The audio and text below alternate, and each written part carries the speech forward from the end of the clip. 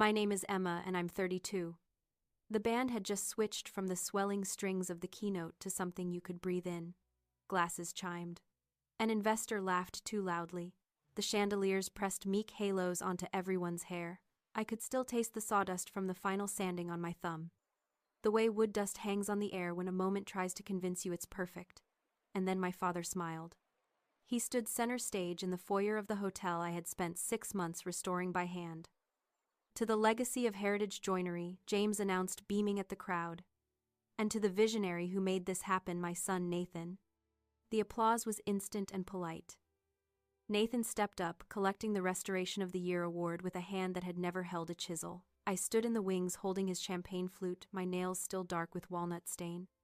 My father stepped down, passing me. He didn't thank me. He leaned in, his voice a cold whisper against the applause. Drop a comment and let me know where you're listening from and what time it is for you right now. I'd love to know who's part of our community. The applause for Nathan echoed in the grand hall, but my mind was already drifting back to the workshop. That was my sanctuary. A place of cedar shavings and quiet focus where the smell of oil and old wood was thicker than any perfume. While Nathan was getting his MBA and failing at 3 startups in a row, I was learning the temperament of 18th century mahogany. I knew how humidity could warp a joint by a millimeter, and I knew how to coax it back. My hands were callous maps of every project heritage joinery had ever completed. But tonight, looking at my father beaming at Nathan, I felt the old familiar ache. I'd treated my relationship with my father like a bad investment I couldn't walk away from. You know the feeling. You pour years of labor into something, sweat, time, loyalty, convincing yourself that if you just invest a little more it will finally pay out. That eventually, the ledger will balance and he'll see you. It's the gambler's fallacy of love. You think you're building equity, but you're just digging a deeper hole. I looked at my hands. They were strong, scarred, and capable. They had rebuilt staircases that history had forgotten.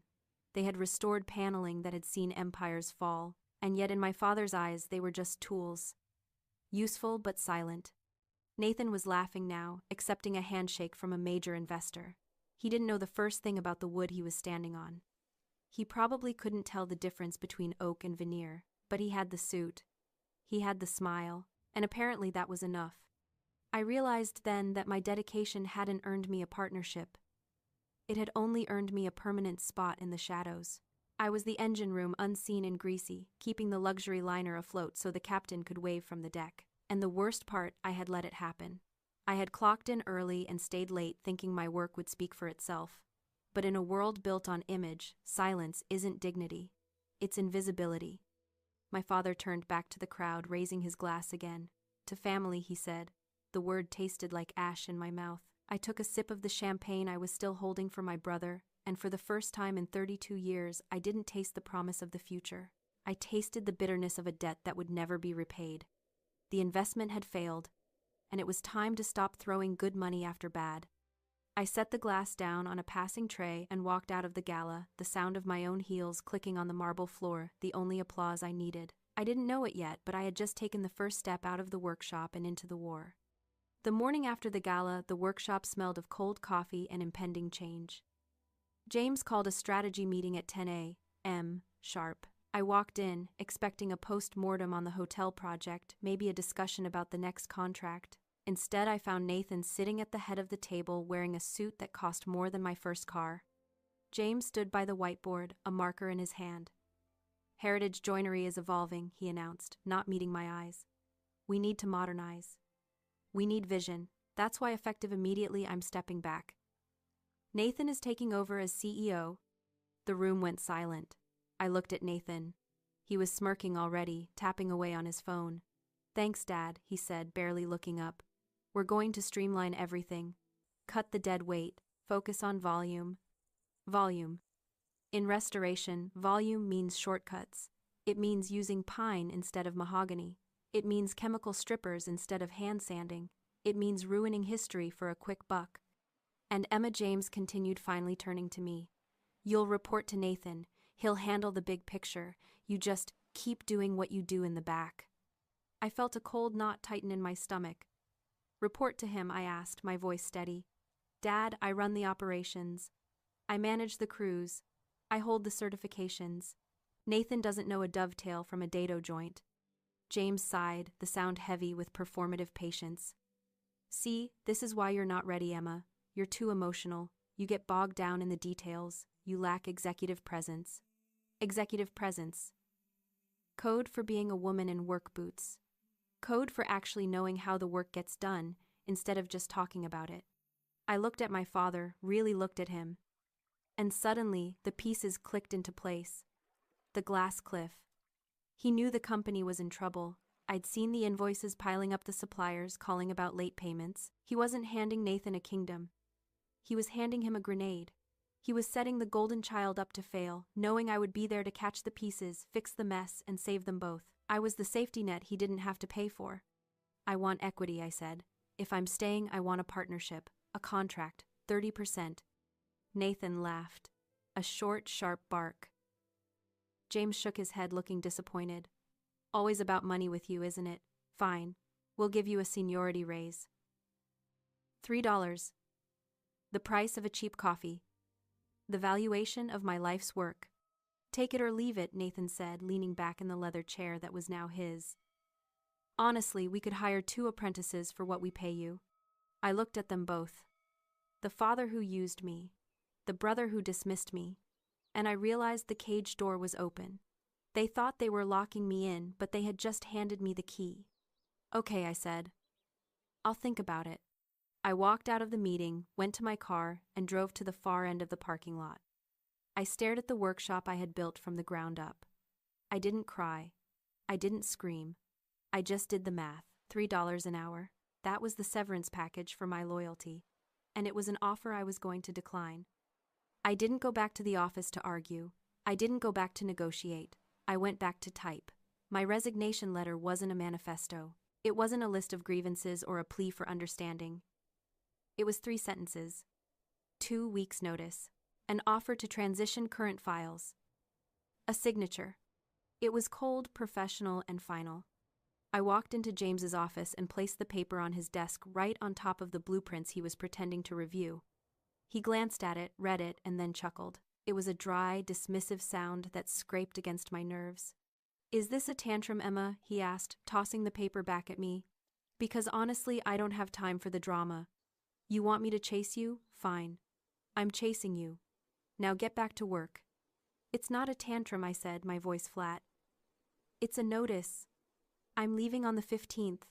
He leaned back, lacing his fingers behind his head. The arrogance radiating off him was almost impressive. Okay. Go. See what's out there. You'll find out pretty quickly that no other firm is going to tolerate your obsession with perfection. You take 3 times as long as anyone else because you have to sand the underside of a table nobody sees. You'll be back in a month begging for your bench back. I didn't correct him. I didn't tell him that my obsession was the reason our clients paid premium rates. I just nodded. Maybe you're right, I lied. But I'm going to try. The next 2 weeks were a masterclass in malicious compliance. I didn't sabotage a single thing. In fact, I worked harder. I finished the punch list for the hotel lobby with absolute precision. I labeled every file. I organized the supply closet. I made sure that when I left there would be no excuse, no loose end they could point to and say, she left us in a lurch. But while I was finishing the work, I was also liquidating the asset. Every evening after the crew had gone home, I packed. People forget that in high-end restoration the company doesn't own the magic, the artisan does, and the artisan owns the tools. I opened my personal chest. I took out my Lie-Nielsen block planes, the ones I had bought with my first big bonus years ago. I took out the set of Japanese chisels, hand-forged and razor-sharp, that I used for joinery so tight it held water. I packed my moisture meters, my specialized calipers, my granddad's marking gauge. I stripped the workshop of its capability. To the untrained eye, to Nathan's eye, the shop still looked full. There were saws and drills and hammers. But the soul of the operation was going into cardboard boxes in the trunk of my car. I was removing the capacity to do the work they sold. On my last day, Nathan walked by while I was carrying the final box out. He was drinking a cold brew, looking at his phone. Cleaning out the junk, he asked, not even looking at the box. Something like that, I said. He didn't notice that the rack behind me, usually gleaming with high-carbon steel, was now just a row of empty pegs. He didn't know that, without those specific tools, the contract for the Victorian Library restoration starting next week was physically impossible to fulfill. He thought wood was just wood. I put the box in my car and closed the trunk. The sound was a heavy thud, like a gavel coming down. I looked back at the building one last time. James was in his office, probably planning his next speech about legacy. Nathan was in the break room. I got in the driver's seat. I didn't feel sad. I didn't feel afraid. I felt lighter. I checked my rearview mirror, put the car in drive, and pulled away. They thought I was the help. They were about to find out I was the engine. And the engine just walked out the door. My phone buzzed as I pulled onto the highway. It was Christian, the client rep for the hotel group. I answered on the second ring. "Emma, it's Christian. Nathan just called me." His voice was tight, bordering on panicked. "He said you're taking a sabbatical. He said the Victorian Library project is being pushed back 3 weeks." "I'm not on sabbatical, Christian," I said, merging into the fast lane. I resigned. Silence. Long, heavy silence. "Resigned, Emma. The only reason we signed that contract was because you were led. Nathan. Nathan thinks varnish is a brand name." "I know. I'm sorry. But I couldn't stay." "Where are you going?" "Nowhere yet. I'm taking some time to figure out my next move." "Don't figure anything out," Christian said quickly. "Meet me at the Monarch in an hour. Bring your portfolio." I met him. But he wasn't alone. Sitting next to him was a man I recognized from industry magazines.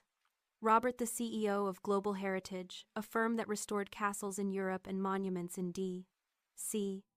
"Christian tells me you're the one who saved the paneling in the grand ballroom," Robert said, skipping the pleasantries. He was looking at photos of my work on Christian's tablet. "I didn't save it," I corrected him. "I rebuilt the substrate so it could save itself." Robert looked up, a slow smile spreading across his face. "Exactly. That's the difference between a contractor and an artisan." He pushed a folder across the table. "We're opening a new division. Heritage Bespoke.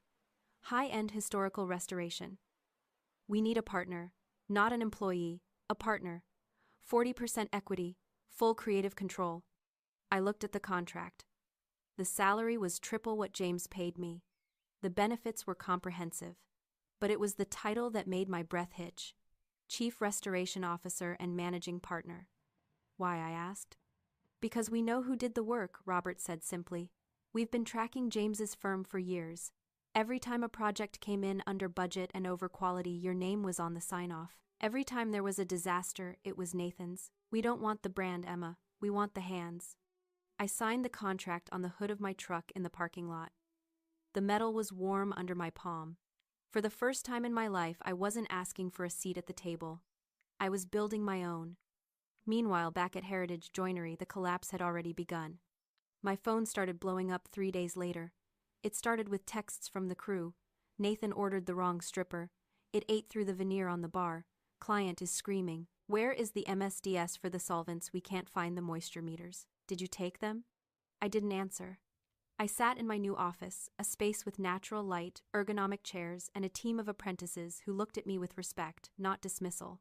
I deleted the texts. Then the emails started. Christian had officially fired Heritage Joinery from the library project, citing breach of talent clause. The cancellation fee was $50,000. Then came the voicemail from James. "You ungrateful little brat, you sabotaged us. The chemicals Nathan used turned the wood gray. You didn't leave instructions. Fix this or I swear to God." I listened to it once. His voice cracked with panic at the end. The anger wasn't real anger anymore. It was fear. He wasn't mad that I left. He was mad that the curtain had been pulled back and the audience was finally seeing that the wizard was just a small, incompetent man. I didn't feel guilty. I felt vindicated. The chaos wasn't my doing. It was the natural result of removing the foundation from a house of cards. I hadn't burned the place down. I had just walked out with the fire extinguisher, and now they were finally feeling the heat. You would think the end of a 30-year legacy would sound like an explosion, a crash, something loud and dramatic. But the death of Heritage Joinery didn't come with a bang. It came with a certified letter and a CC'd email from the state licensing board. It happened on a Tuesday. I was reviewing blueprints for the new artisan division when Christian forwarded me the notification. The subject line was dull. Notice of non-compliance and immediate suspension of operations. Here's the thing about high-end restoration that my father and Nathan never bothered to understand. You cannot just pick up a hammer and claim you can fix a 200-year-old landmark. It requires a master artisan certification. It is a specialized, difficult license to obtain. It requires thousands of hours of documented work, written exams, and peer review. For the last 5 years, Heritage Joinery had bid on every historical contract using license number 4092. My license. James had assumed the certification belonged to the company. He assumed that because he paid for the insurance and the bonding, the credentials were part of the furniture. But a master certification attaches to the individual, not the entity. When I walked out the door with my tools, the license walked out with me. The audit was triggered by Nathan's chemical disaster at the library. When he stripped the veneer off the antique bar, the client filed a damage claim. The insurance adjuster asked for the master on record to explain the methodology. They looked for me. I wasn't there. The state board realized that for 3 weeks, Heritage Joinery had been performing restricted historical work without a licensed supervisor on site. That isn't just a breach of contract, it is fraud. The fallout was instant and catastrophic. Every active contract, the Victorian Library, the courthouse renovation, the museum wing, was immediately voided. The state issued a stop work order. They weren't just losing clients anymore. They were legally prohibited from touching a piece of wood in the state of Virginia. My phone rang. It was James. I didn't let it go to voicemail this time. I wanted to hear it. "You reported us," he screamed. There was no preamble. No hello. Just the raw, high-pitched sound of a man watching his world burn. "You called the board, you vindictive, ungrateful traitor." "I didn't call anyone, Dad," I said. My voice was calm. It felt like cool water against his fire. "The adjuster called me. They asked why the master of record allowed acetone on 18th century veneer. I told them the truth. I told them I resigned 3 weeks ago." "You sabotaged the license. You took it with you." "I earned it," I corrected him. "It has my name on it. It requires my oversight. Did you really think you could just keep using my credentials after I left? Did you even read the state statutes?" Silence. The heavy, suffocating silence of ignorance exposed. "You never read the paperwork, did you?" I asked, and the realization hit me with the force of a physical blow. He didn't know, he truly didn't know, that I was the only thing making his business legal. He had been so busy playing the visionary, so busy grooming Nathan for a throne, he didn't understand that he never checked the foundation the throne sat on. "Fix this," he choked out. It was a command that sounded like a beg. "Call them. Tell them you're still consulting. Tell them it was a paperwork error. If you don't, they're fining us $10,000 a day. They're pulling the bond, Emma. They're going to bankrupt us." "I can't fix it, Dad," I said. "I can't lie to the state board. That would cost me my license. And unlike you, I value my work. We are your family." "And that was my license," I said. "You should have checked the expiration date on my loyalty." I hung up. I sat in my ergonomic chair looking out at the city skyline. I thought I would feel guilty. I thought the daughter in me would want to run back and save him from the fire, but the artisan in me just looked at the wreckage and nodded. This wasn't sabotage, it was structural failure. He had built his entire empire on a load-bearing wall he treated like decoration. And when he removed it, gravity did exactly what gravity always does. It brought the whole thing down. The confrontation didn't happen in a dusty workshop or a crowded family living room. It happened in my new office enclosed in glass, overlooking the city that Robert and I were now reshaping. My assistant buzzed me. "There are 2 men here to see you. They don't have an appointment, but they say they're family." "Send them in," I said. I didn't stand up. I didn't adjust my blazer. I just waited. When James and Nathan walked in, the first thing I noticed was the dust. Not sawdust, the clean, aromatic dust of fresh work. This was the gray, stale dust of a shop that had been shut down. James looked 10 years older. His suit was wrinkled. Nathan looked like a child who had lost his mother in a supermarket. They stood awkwardly in front of my desk. I didn't offer them a seat. "We need to talk," James said. His voice lacked the booming authority I had grown up with. It was thin, reedy. "I'm listening," I said. I didn't look up from the blueprint I was marking. "The board." "They shut us down," Nathan blurted out. "They fined us $200,000. We lost the bond." "I know," I said, making a small correction to a cornice detail on the paper. "We can fix this," James said, stepping forward. He put his hands on my desk, leaning in. We've been talking. We're willing to restructure. We'll make you a partner, 40%. You bring your license back, we reopen under a new LLC, and we split the profits. I finally looked up. I looked at my father, really looked at him. I saw the desperation in his eyes, the fear. But I also saw the calculation. Even now, standing in the ruins of his own making, he was trying to negotiate a deal where he still won. He wasn't asking for forgiveness. He was asking for a bailout. 40% of what I asked. 40% of zero is zero. Your reputation is gone. Your contracts are void. Your bond is pulled. You don't have a company to offer me, Dad. You have a liability. We are your family, Nathan shouted, his face flushing red. You're just going to let us starve. You're going to let everything Dad built disappear because you're petty. I'm not petty, I said. I'm professional. I stood up and walked around the desk. I didn't yell. I didn't list my grievances. I didn't tell them about the years of being overlooked, the insults, the glass cliff. I realized then that explaining my pain to them was like trying to explain color to the blind. They lacked the capacity to understand. You built a company on my back, I said, my voice quiet but filling the room. You took my labor, my skill, and my name, and you treated it like it was yours to give away. You thought I was a tool you could put back in the box when you were done. But tools don't have licenses, and tools don't have memories. Emma, please, James whispered. I'm your father. And I'm a master artisan, I said. And I don't work with amateurs. I checked my watch. I have a meeting in 5 minutes. You need to leave. James opened his mouth to argue, to beg, to scream. But he looked at my face, calm, cold, resolute, and he stopped. He saw the truth. The daughter who sought his approval was gone. The woman standing in front of him was a stranger who happened to share his last name. He turned and walked out. Nathan followed, casting one last hateful, terrified look over his shoulder. I watched them go. I didn't feel a surge of triumph. I didn't feel a wave of grief. I felt clean. It was the feeling of sanding a rough board down to the smooth, true grain. The noise was gone. The friction was gone. I sat back down at my drafting table. I picked up my pencil. I looked at the blank space on the paper where a new foundation was meant to be. And for the first time in my life, I began to draw a future that belonged only to me. If you've ever had to walk away to find your worth, share this story.